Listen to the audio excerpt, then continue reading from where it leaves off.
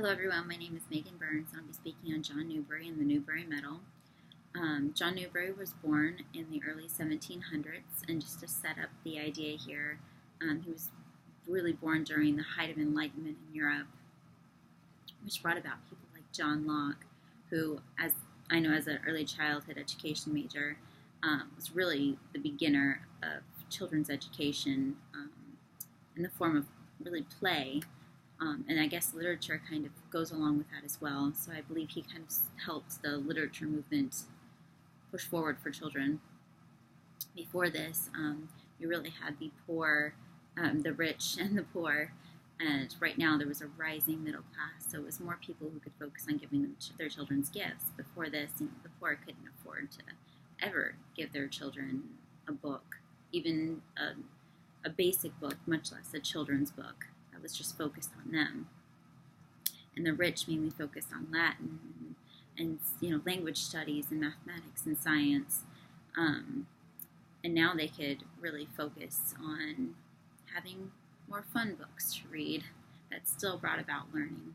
This is an example that helps me. In Beauty and the Beast, for example, the Disney movie, you see the excitement on Belle's face when she's given the book. She was a poor French girl, and that was abnormal for them to have a book, much less when she saw the library of the Beast. That just showed you how rich and immaculate that castle was, considering that he had that many books when it was so expensive to print a book. So John Newberry really took advantage of this, of the easiness of printing that had just started at this time.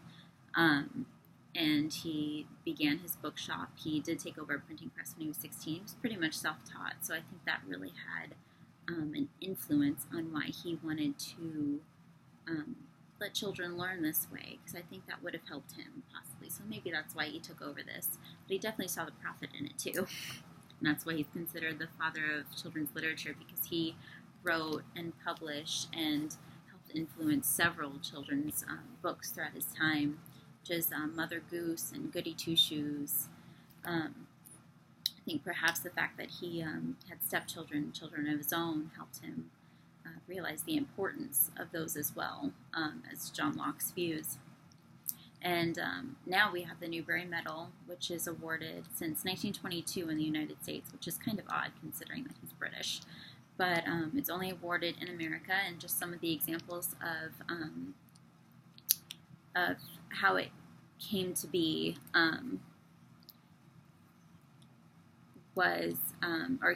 how the terms and criteria, for this is it must be distinguished, marked by eminence and distinction, marked by excellence and quality. It can have co-authors.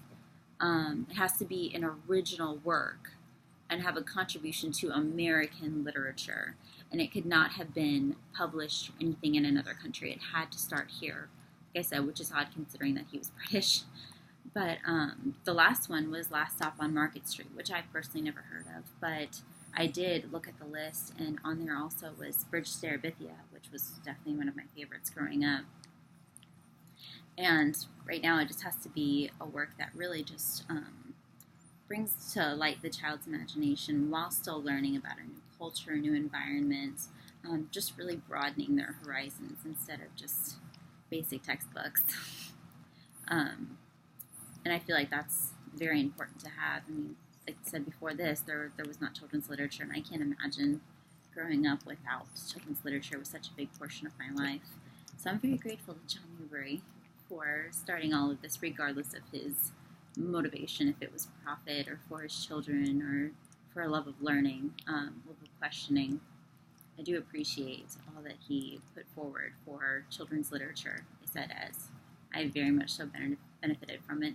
So I hope this gave you an idea of John Newberry and the John Newberry Medal. And if you have any more questions, post them in the comments. Have a great night.